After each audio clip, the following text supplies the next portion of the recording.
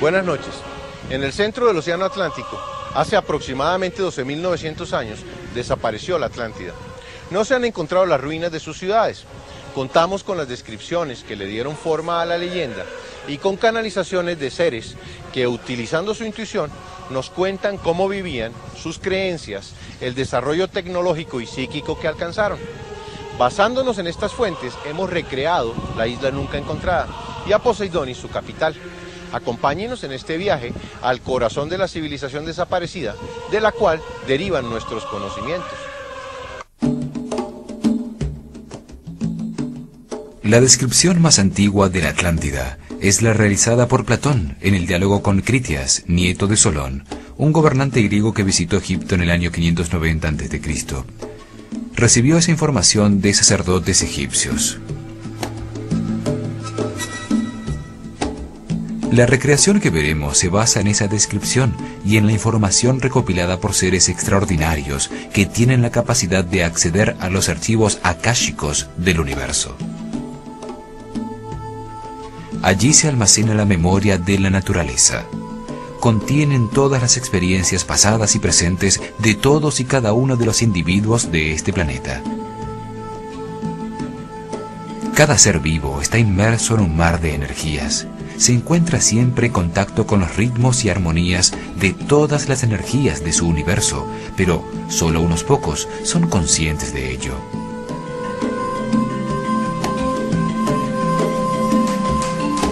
Los clarividentes usan facultades que tienen latentes todos los seres humanos. Pueden percibir los canales distintos a los 5 sentidos tradicionales y captan eventos que suceden a distancia en el espacio y el tiempo, almacenados en esos archivos akáshicos. Edgar Cayce, un renombrado psíquico y sanador holístico, fue uno de los videntes que más información nos dejó sobre la Atlántida. Nació en Estados Unidos en 1877. Fue un niño con una extraña habilidad. Podía dormir con la cabeza en un libro y al día siguiente despertar sabiendo todo su contenido.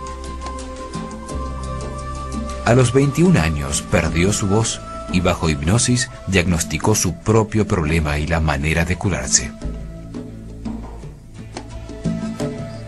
Así descubrió que podía diagnosticar y decir cómo curar, con lo cual más tarde sanó a miles de personas. Cayce fue un católico convencido, siempre creyó en una inteligencia directora o primera causa de toda la creación. En esas lecturas psíquicas comenzó a aparecer información sobre las vidas pasadas de diferentes personas en la Atlántida. Cayce se convenció de que los seres humanos vuelven a nacer una y otra vez para evolucionar espiritualmente. Otra de las videntes que dejó información sobre la Atlántida fue Elena Blavatsky. Escribió en 1877 Isis sin velo y La doctrina secreta, libros en los que desarrolló la historia de la humanidad desde cuando existía en un estado prefísico de ser, antes de tomar forma en la materia. Ella afirmó que sus libros están basados en un trabajo religioso de origen atlante llamado El Libro de Xian.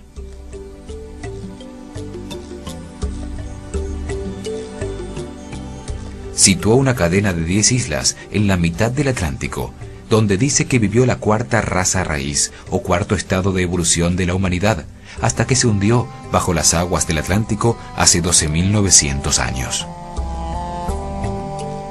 Otra de las fuentes sobre la Atlántida es el libro Un habitante de 2 planetas, publicado en 1899, con información canalizada por una entidad que se llamó a sí misma Philos, el tibetano.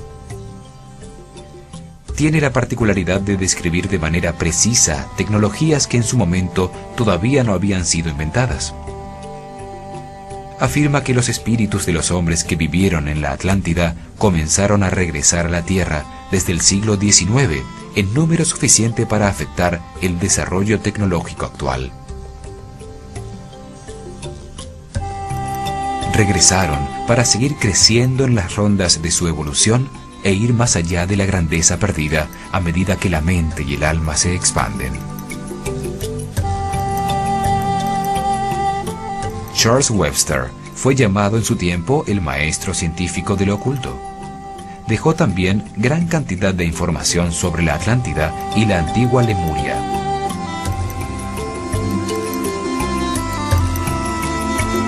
Otro caso es el del colombiano Gerardo Smedling, quien experimentó la muerte clínica a los 22 años y se encontró con seres de dimensiones no físicas.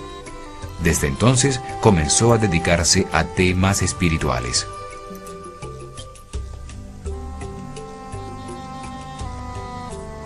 Ha canalizado información sobre la estructura del universo y la ciencia del amor, con lo que reencontró las 7 leyes del universo.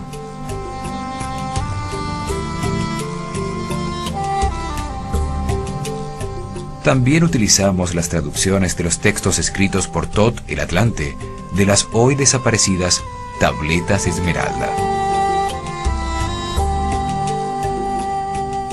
Toda esta información obtenida por medios psíquicos, junto con los datos históricos suministrados por Platón, nos permite ilustrar el mundo desaparecido de la Atlántida para sacarlo de las aguas de la inconsciencia donde está sumergido.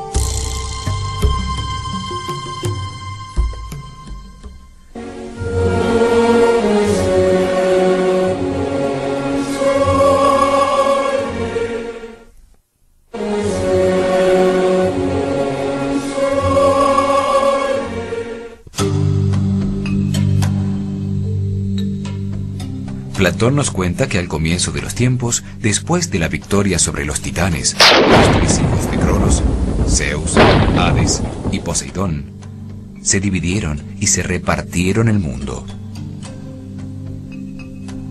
Le correspondió a Poseidón el gobierno de las aguas y la isla de la Atlántida. Allí vivían los mortales Evenor y Leucipa, con Clito, su única hija, de la cual se enamora perdidamente. Con ella tiene 5 parejas de mellizos. A los primeros en nacer los llamó Atlas y Gadeiros, el mismo nombre que llevan los 2 volcanes gemelos que dominaban la isla.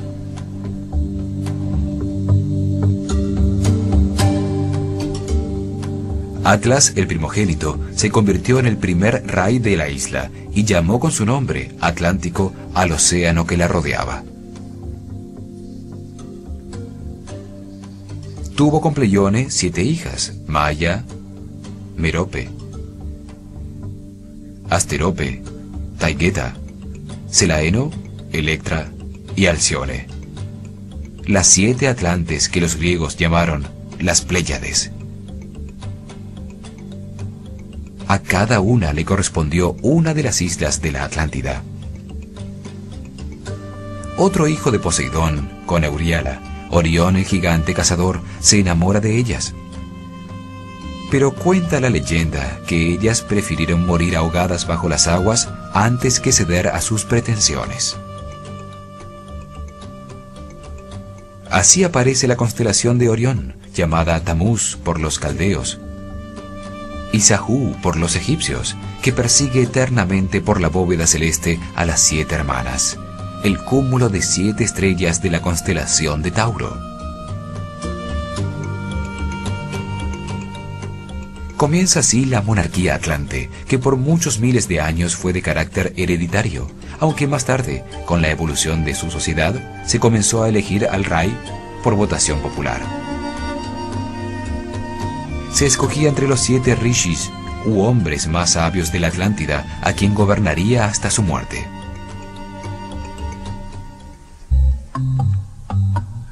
Platón sitúa a la cadena de islas que formaron la Atlántida más allá del Mediterráneo, después de las columnas de Hércules que se encontraban en el estrecho de Gibraltar.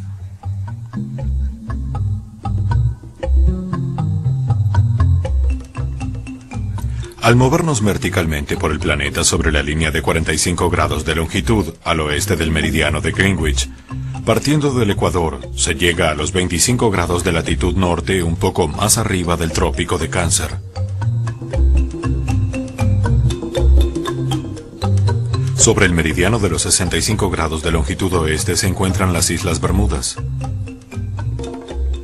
Por el lado derecho, sobre el meridiano de los 25 grados de longitud, se encuentran las Islas Azores. Entre estos dos extremos se encuentran los límites exactos de los bordes izquierdo y derecho de la cadena de islas desaparecidas, a los 50 y 40 grados de longitud. La Atlántida se encontraba directamente encima de la fractura de Atlantis, la grieta del Atlántico Medio cuya existencia predijo Elena Blavatsky en 1877.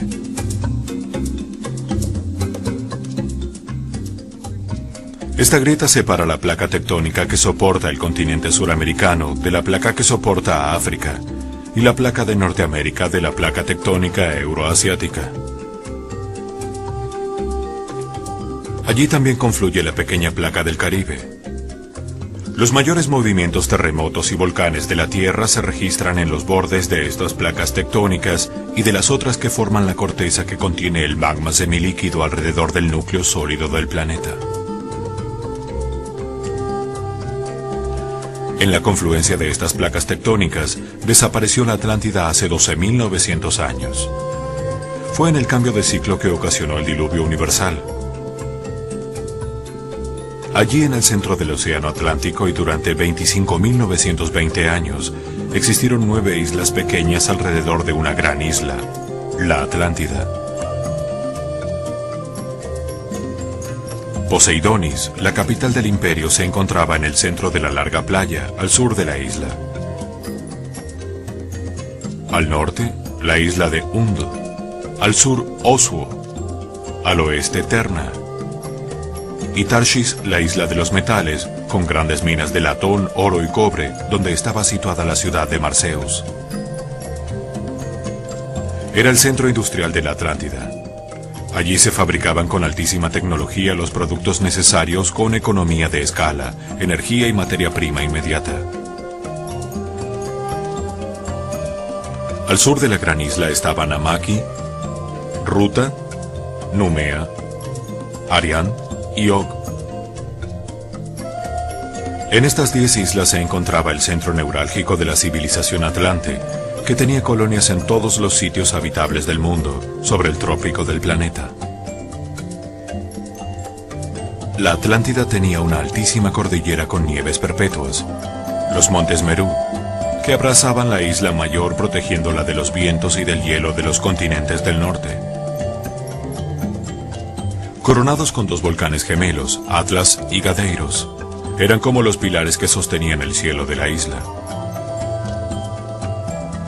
Son los gemelos que aparecen en todas las culturas, como Rómulo y Remo, fundadores de Roma, o los Asvins hindúes, hijos del sol y del cielo, o Rama y Krishna, Shiva y Vitra, Set y Osiris para los egipcios, conmemorados en 2 obeliscos que se colocan a la entrada de todos los templos.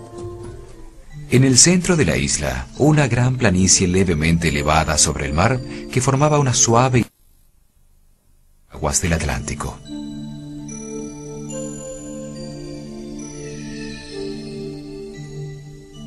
De las nieves en las montañas, de la cumbre de Atlas, bajaba un gran río, el Parfa, y cientos de riachuelos, generando en el clima tropical una temperatura muy agradable.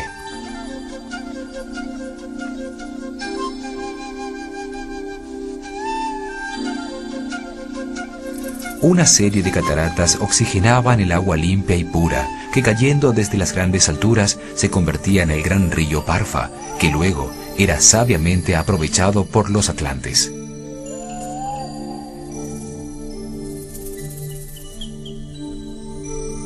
En la montaña, el gran lago de Incaal almacenaba el agua, haciendo de enorme reserva de agua potable. El río Parfa llegaba a una enorme red reticulada con miles de kilómetros de canales que irrigaban con agua dulce, aún en verano, la gigantesca planicie de tierra fértil.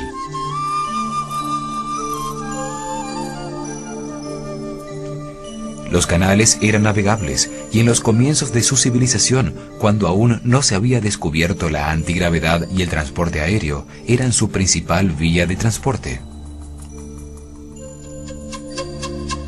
La enorme planicie estaba dividida en forma de cuadrícula, formándose 600 cleros o cuadrados que permitían regar la tierra que se cultivaba intensivamente. Se recogía en 2 cosechas al año suficiente comida para toda la población de la isla y sobraba una gran cantidad que se exportaba a las lejanas colonias en los otros continentes. También se alimentaba a una gran cantidad de animales en estado salvaje y en domesticidad.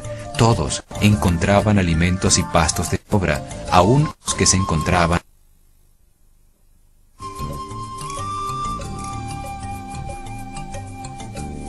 En la isla había miles de elefantes que convivían pacíficamente con toros, monos y todo tipo de aves y pájaros exóticos. Además de todo esto, producían los perfumes que embalsaman el ambiente en todas partes, procedentes de raíces, hierbas y árboles de incienso, destilados por las flores y las frutas. Una variedad de flores llenaba de colorido las cañadas y riachuelos, y todo tipo de frutas como cocos, piñas, papayas y mangos servían de alimento en cantidades incontables. La isla, favorecida por el sol tropical, prodigaba sus tesoros con abundancia en momentos en que la mayoría del planeta se encontraba cubierto de hielo. La enorme planicie, totalmente irrigada, era cultivada intensamente y miles de palmeras se mecían con el viento. Con los estándares de hoy, podría producir una cosecha de unos 15 millones de toneladas de arroz, además de otros cultivos adicionales suficientes para alimentar a una población de 30 millones de personas y tener sobrantes para exportar. Al norte, frente a la central Atlántida, en la pequeña isla con forma casi circular que se llamaba Undl, vivían los maestros sobrevivientes de la antigua escuela lemuriana de misterios de Nakal. Tenían su centro de enseñanza y su templo al frente, en la isla de la Atlántida, en lo más alto del monte Merú, entre las cumbres de Atlas y Gadeiros, dominando la ciudad de Poseidonis. Allí, a la sombra de los volcanes, los atlantes construyeron la escuela de misterios de Nakal. Era el colegio de los sacerdotes atlantes. De allí se derivaron la escuela babilonia de misterios, la escuela egipcia de misterios del ojo derecho de Horus y los esenios, en medio de los cuales nació mucho más tarde Jesús.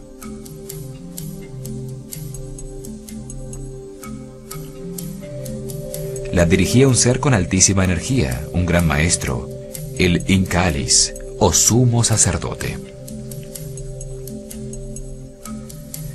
Era reverenciado y escuchado por todos los atlantes. También era el encargado de las comunicaciones con otras entidades de los planos no físicos y con otras culturas de la galaxia. En la escuela de Nakal se enseñaba la religión conocimiento a los estudiantes, llamados Incaalenes. Era una manera de entender el universo utilizando la intuición. La ciencia, el arte, la astronomía y la medicina eran aspectos de una misma cosa, que era la religión conocimiento. En la Atlántida, la educación era suministrada por el Estado. Cada niño recibía la educación más apropiada para sus habilidades y gustos. Se enseñaba a todos química, matemáticas, astronomía y sanación magnética. Se desarrollaba en los niños facultades psíquicas y el manejo de las fuerzas escondidas de la naturaleza, las propiedades ocultas de las plantas y los procesos de transmutación alquimista.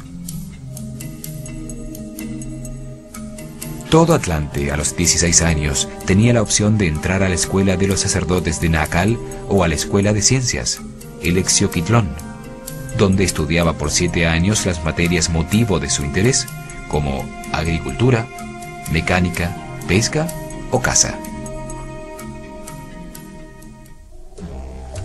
Los atlantes sabían que el cerebro tiene 2 mitades que son virtualmente imágenes espejo la una de la otra, pero que tienen funciones distintas. El lado izquierdo del cerebro controla la función del habla, la lógica y la razón. Es la parte científica de cada ser humano. El lado derecho reconoce formas, patrones y sonidos. Es el artista que vive en las sombras y solo reconocemos su existencia en momentos de profunda relajación o de inspiración. La civilización atlante basó su percepción del universo en el lado derecho del cerebro, en la intuición que capta los objetos como un todo. Este tipo de entendimiento es llamado lunar y produce una visión integrada de toda la realidad. Sin embargo, al final del gran ciclo comenzó a predominar el pensamiento científico y racional, transformándose en una civilización que comenzó a operar desde el lado izquierdo del cerebro, que funciona con palabras y conceptos, fragmentando y analizando el objeto que se quiere conocer. Esta manera de entender el universo es llamada solar y está basada en la razón. Es una forma más estrecha de conciencia, resultado de abandonar el uso del lado derecho del cerebro. La religión universal centrada en la luna, la diosa blanca, es reemplazada por el dios sol, Apolo, símbolo de la ciencia y la racionalidad. Los pensamientos son eventos electromagnéticos de muy corta duración que suceden en el sistema neurológico. En esa corriente de pensamientos, la mente se enfoca en una dirección determinada y al hacerlo aparece una imagen. Esta imagen afecta al cerebro, produciendo cambios en el sistema nervioso y en sus químicos, influyendo la forma en que se siente.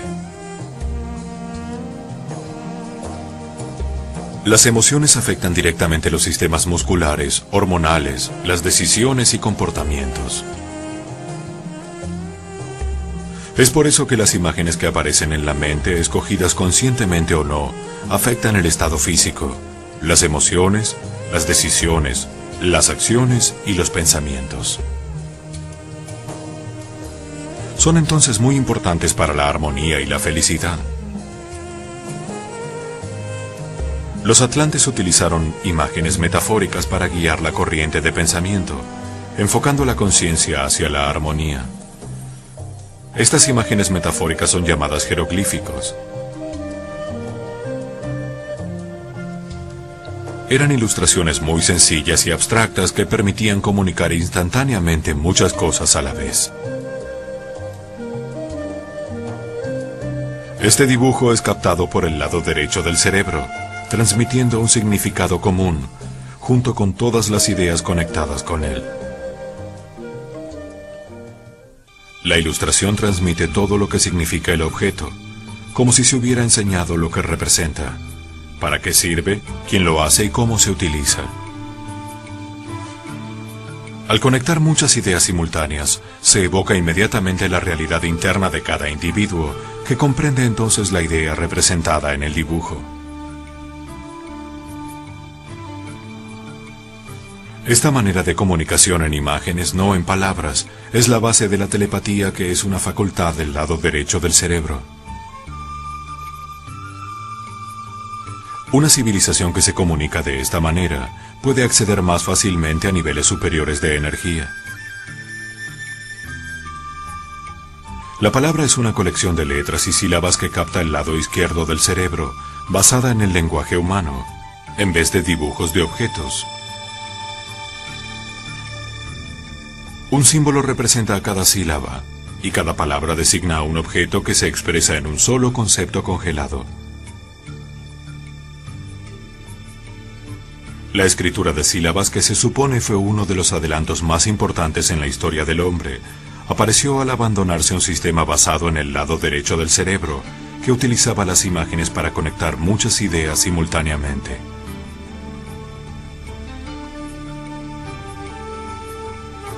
Ese fue realmente el significado de la Torre de Babel. Representó la pérdida de la comunicación a través de las imágenes, un suceso que atrasó el desarrollo de la conciencia del hombre. Esa manera lunar e intuitiva basada en el lado derecho del cerebro, combinada con la manera actual racional, basada en el lado izquierdo, puede conducir al hombre a un sitio nuevo. La utilización simultánea de los dos hemisferios puede acelerar el desarrollo de su conciencia y conducirlo a elevadísimos niveles de energía. Ese fue el caso de los mayas. Seguramente este es el propósito del universo: conducir a la humanidad de la intuición a la razón y luego a un estado simultáneo de razón e intuición. Las facultades psíquicas están ahí como herencia de la raza, esperando el esfuerzo individual para recobrarlas y darle a nuestro carácter más claridad y más poderes trascendentes. Es muy importante reconocer la existencia de un sistema de conocimiento que perciba al universo como un todo. Una forma distinta a la fragmentada, irracional del hombre actual, que no le permite encontrar el sentido a la vida. Esa es una de las conexiones que debemos hacer con los atlantes, para aprovechar las experiencias pasadas, que son como el agua que fluye en la mente de la humanidad.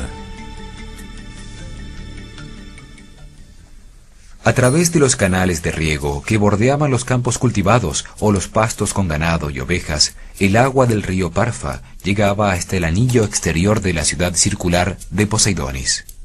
Tenía 30 kilómetros de diámetro. La ciudad estaba diseñada como una sucesión de anillos circulares de tierra y agua comunicados por 10 puentes colgantes. 4 puentes colgantes comunicaban el campo con la ciudad, atravesando la muralla circular exterior de bronce, que conformaba las gradas de un enorme hipódromo que le daba la vuelta a todo el anillo de tierra y proporcionaba una vasta carrera a las competencias de caballos y jinetes. Protegida por las murallas de metal y entre anillos de agua, en su interior se encontraba la ciudadela real y miles de viviendas, que en medio de jardines y piscinas giraban alrededor del núcleo central de la ciudad. Sus conocimientos de la transmutación de elementos y metales y las grandes minas en la isla de Tarshish permitieron la utilización en gran escala de metales en la arquitectura. Los edificios eran construcciones de grandes proporciones, muchos de los cuales tenían jardines en sus cubiertas. Había fuentes en todas partes. Muchas de las casas tenían forma de domos y de conos que terminaban como agujas. 4 puentes colgantes de auricalco conducían al segundo anillo de tierra, que tenía medio kilómetro de ancho. Allí, entre jardines y fuentes, construyeron templos piramidales y viviendas. Estaban la mayoría de las casas de los oficiales de la corte y el palacio de los extranjeros, donde se alojaba a los forasteros por cuenta del gobierno, mientras decidieran permanecer en Poseidonis. Otro puente colgante de gigantescas torres de auricalco atravesaba el último canal con agua que rodeaba el complejo, llegando a una gran plaza por una amplia avenida. En el centro, dominando la ciudad, sobre una planicie circular de 1 kilómetro de diámetro, se encontraba el templo sagrado del Incalitlón, construido en granito blanco pulido que destellaba al sol.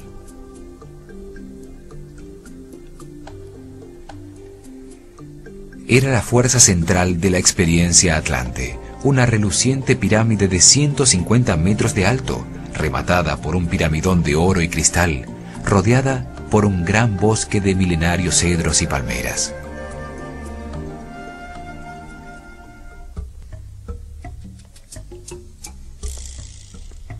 Enmarcando el acceso al templo, 2 altísimos obeliscos de oro, donde estaban inscritas las leyes que regulaban su sociedad.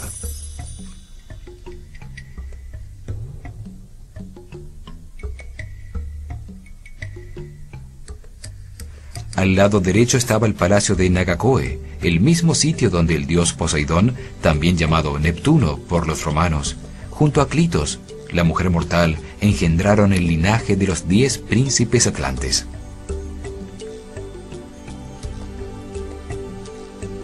Allí, en un palacio hecho totalmente de oro, rodeado de jardines y plazas, continuaba viviendo el rey de la Atlántida.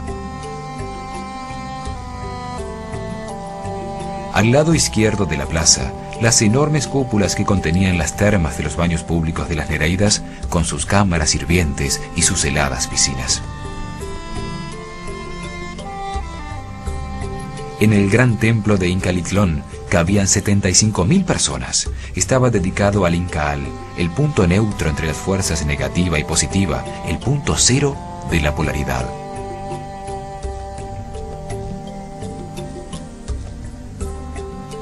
La pirámide en su interior semejaba a una enorme gruta natural con doradas estalactitas. En su parte superior remataba en una estructura de oro y cristal por donde entraban los rayos del sol. El aire era menos denso, como si las alturas hubieran descendido a un nivel inferior. Una suave y permanente luz blanca que no parecía emanar de ningún sitio iluminaba el techo de cristales, llenándolo de miles de brillos y destellos.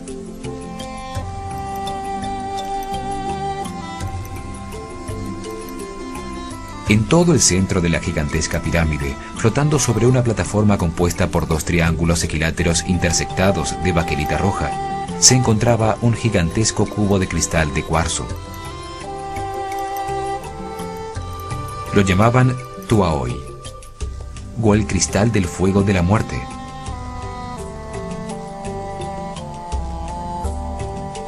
Sobre su cara superior flameaba una enorme luz blanca con forma de lanza que se elevaba con su intenso poder hacia la punta de la pirámide. La luz que emanaba no producía calor, no era alimentada por ningún combustible, aceite ni corriente eléctrica, y sin embargo llevaba siglos prendida.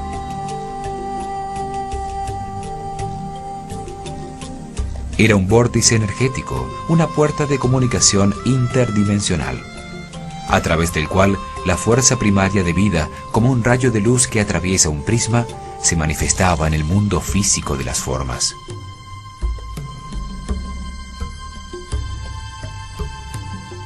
A través de este enorme cristal, los atlantes se comunicaron con las dimensiones superiores. Comunicaba lo infinito con lo finito. Era una puerta que conducía a la dimensión que cada alma debe descubrir por sí misma en el momento de su muerte. La luz ódica emanada del cubo desintegraba en el acto cualquier objeto o ser vivo que la tocara. Era el principio mayor que contiene a todas las fuerzas inferiores. Cuando se ponen en contacto, instantáneamente lo inferior desaparece y la energía que le daba forma o fuerza regresa a la suma indivisa del todo.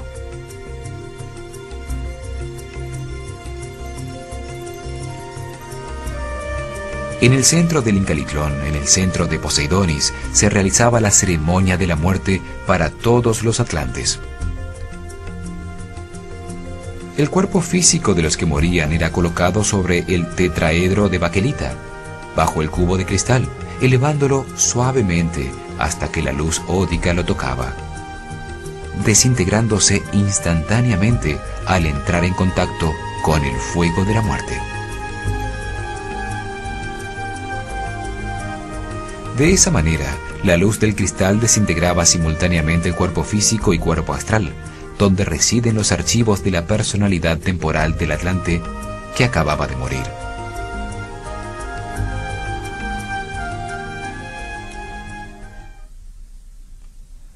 Quedaba así el espíritu libre para continuar su viaje evolutivo, dirigiéndose al cielo, a su Devachan particular, como lo llamaban ellos.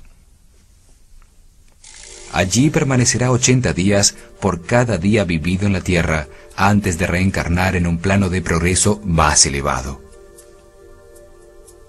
Muchas vidas engarzadas como cuentas en el cordón de plata del espíritu individual. Las cenizas de los que morían lejos de Poseidonis eran traídas y arrojadas a la luz, pues se consideraba una terrible calamidad no pasar por la puerta dimensional.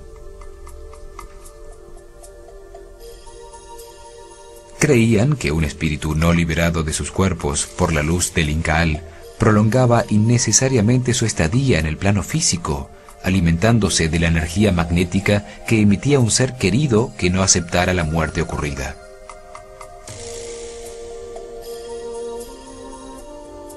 También así evitaban que el cuerpo astral, con su personalidad temporal y sus registros de memoria no desintegrados todavía, pudiera comunicarse con un médium en trance al transferirle su fuerza vital en un proceso galvánico, impidiendo su viaje al cielo, al Devachan.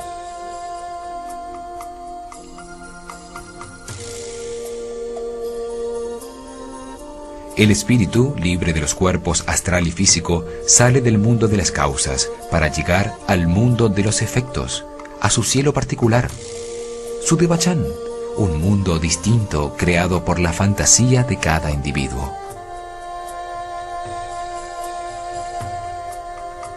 En la dimensión vibracional del espíritu se forma una realidad subjetiva e independiente para cada ser.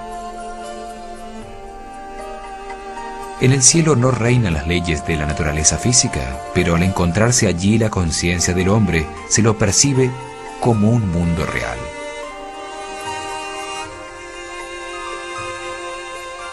Así se pasa del estado llamado vida al Devachan o nirvana.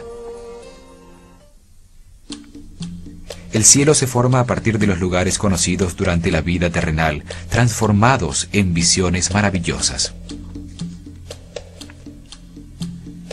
Allí, apaciblemente, rodeado de las cosas que más le gustan, el hombre vuelve a vivir lo experimentado en la vida terrenal, pero con resultados siempre perfectos.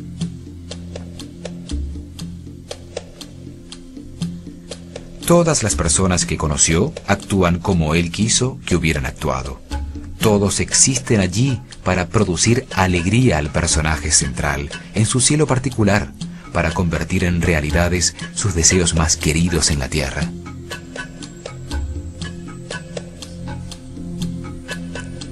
El cielo extrae las escenas de lo vivido en la tierra, son la base de lo que se experimenta. Se vuelve a vivir sin las limitaciones experimentadas en la vida.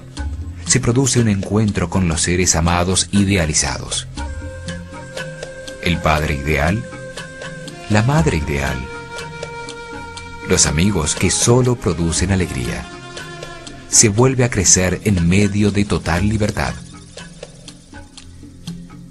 Todo sucede sin dolor, ni pena, ni enfermedad, ni angustia.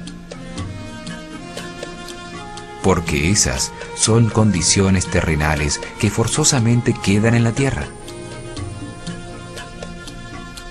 La permanencia en el cielo, reviviendo las experiencias con los resultados siempre deseados, solo obteniendo recompensas y felicidad, permite al espíritu comparar las dos situaciones.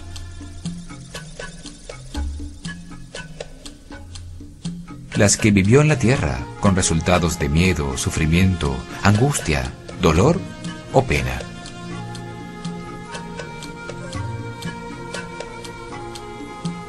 Las revividas en el cielo, siempre con resultados de amor, paz, armonía, abundancia y felicidad. Al comparar cada experiencia revivida en el cielo con la vida en la tierra, se logra comprender por qué se sufrió, y el espíritu se vuelve más flexible, más abierto y tolerante. Así el espíritu eterno de cada hombre asimila y comprende lo experimentado por su personalidad temporal en los eventos que le sucedieron en la vida que acaba de abandonar. Cada ser cosecha lo que sembró y se transforma, evolucionando en su conciencia sobre el universo. Con estas comprensiones se asciende un peldaño en el desarrollo de la conciencia. Lo comprendido pasa a formar parte de las cualidades que tendrá la nueva personalidad temporal en una nueva vida, cada vez más feliz, más armoniosa,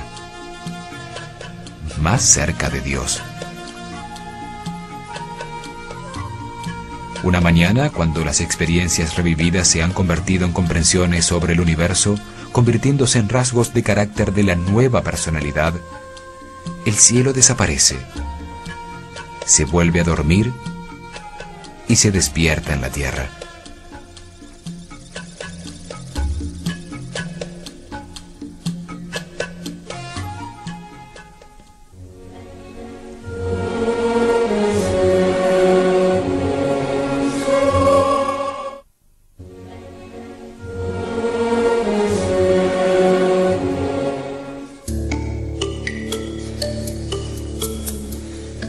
El conocimiento y la comprensión de las leyes universales dan herramientas a cada ser humano para llenar su vida presente de armonía y felicidad. Hemos profundizado en las dos primeras leyes de la pirámide. La ley de la naturaleza codifica en el ADN de los distintos seres cómo se van a desarrollar sus cuerpos físicos y las conductas instintivas para generar, mantener y defender su vida. La ley de armonía regula los ciclos de todo lo que existe para permitir que toda la diversidad del universo conviva simultáneamente. Analizaremos la tercera ley, la ley de correspondencia, la ley del orden. Es la que organiza dónde, cuándo, cómo, a quién y hasta cuándo corresponde vivir una experiencia determinada. Los seres humanos se encuentran en distintos niveles de evolución espiritual, dependiendo del número de experiencias vividas desde su emanación de Dios y de la comprensión que haya adquirido de ellas. Cada vida es un curso de aprendizaje. Cada vez que se tienen experiencias más complejas y se va ascendiendo en las jerarquías del universo, hasta regresar a Dios. En el primer nivel de conciencia se viven experiencias que permiten aprender a controlar los instintos agresivos y las emociones animales. En el segundo nivel se desarrollan los sentimientos y la sensibilidad a través de experiencias para aprender el valor de la vida. En el tercer nivel se aprende que para ser feliz es necesario tener relaciones armónicas con los demás. La mayoría de las experiencias de los seres actualmente encarnados sobre la Tierra son para aprender el respeto y la tolerancia. La humanidad se encuentra en el amanecer de la galaxia, a punto de entrar al cuarto nivel de conciencia, donde el respeto y la tolerancia encontrados permitan una nueva era de armonía, paz y felicidad. En este nivel se comprenden las leyes universales. Se aprende a asumir las decisiones. Se aceptan todos los eventos de la vida como parte de un proceso de aprendizaje. No se culpa ni se juzga a nadie por lo que sucede. El planeta Tierra está diseñado para contener los primeros niveles de evolución de conciencia del universo. La ley de correspondencia determina el lugar de nacimiento y cuáles son las condiciones socioculturales necesarias para producir las experiencias de aprendizaje que corresponden al individuo que va a encarnarse, según cuál sea el nivel en que se encuentre. Determina también la familia en que se nace, teniendo en cuenta que debe tener un nivel de conciencia similar al de su propio desarrollo. También define qué tipo de cuerpo o sexo le corresponde experimentar en esta nueva vida para facilitar las experiencias que necesita atravesar para evolucionar. Si comparamos nuestra experiencia en la Tierra con la estructura de un colegio, veremos que hay alumnos en distintos niveles, cada uno con materias, profesores, compañeros y salones distintos, cada uno en su nivel correspondiente.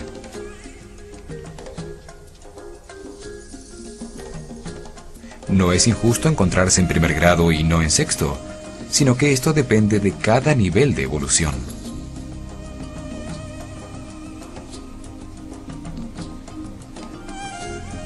No existe entonces la injusticia, solo una correspondencia entre el nivel de evolución de la conciencia con las circunstancias que se viven. A cada quien le corresponde lo que le sucede en la vida, y cada quien tiene exactamente lo que necesita para aprender, lo que vino a aprender en el presente.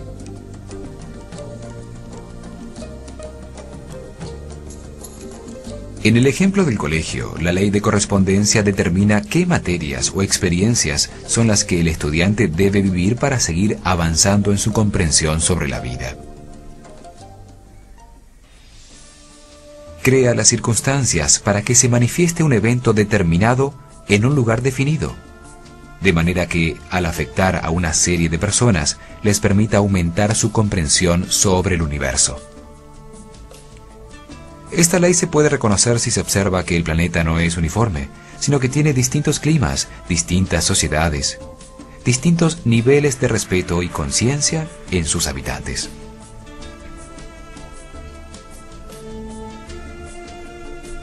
Si algo sucede en alguna parte, es porque corresponde que así sea. La casualidad no existe, destruiría el universo. Cada ser puede escoger entre aceptar todos los eventos de la vida como necesarios para la evolución espiritual o luchar contra ellos y colocarse en un camino de sufrimiento si no acepta lo que sucede.